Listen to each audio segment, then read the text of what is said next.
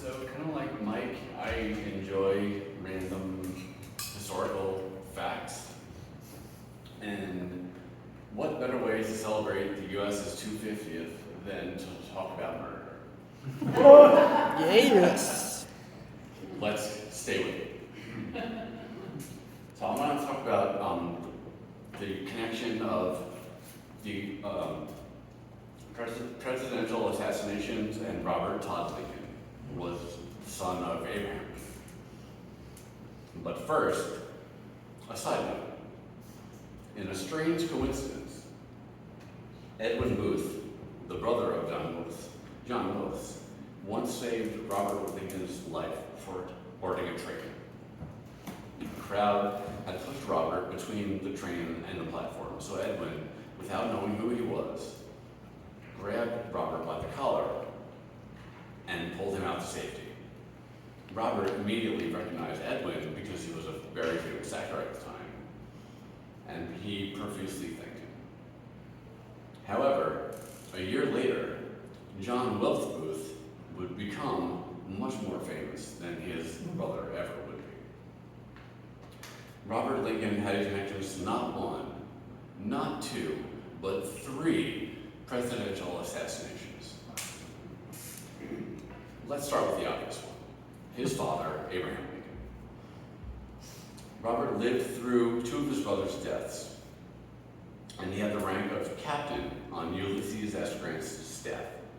He was invited to Ford's Theater to see the play Our American Cousin with his parents, but he declined.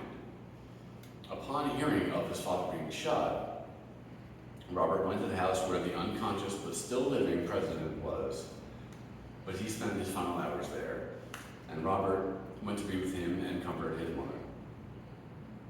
Another side note. The supposed last words Abraham Lincoln heard before being shot were actually an insult in the play. The line, and I'm probably going to butcher this word, but I'll try not to. You sucked sorry, I'll start again. You sucked, I'll start one more time and then I won't start again. You suckdologizing old man trap. That was supposed to be humorous. The line, not me saying.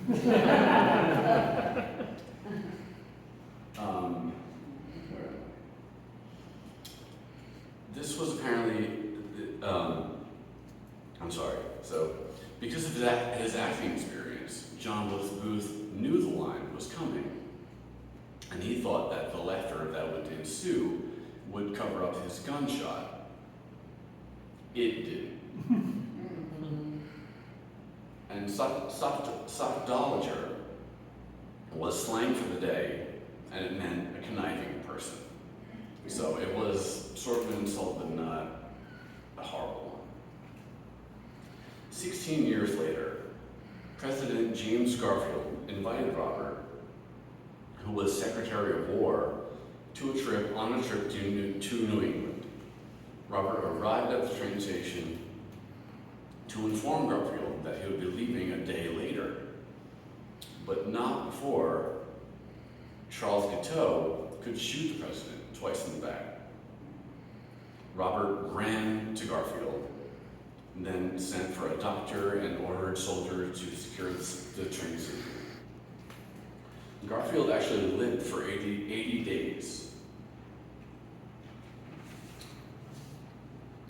But eventually he died because of the wounds, but it's more likely that it was because of subpar medical treatment that he received.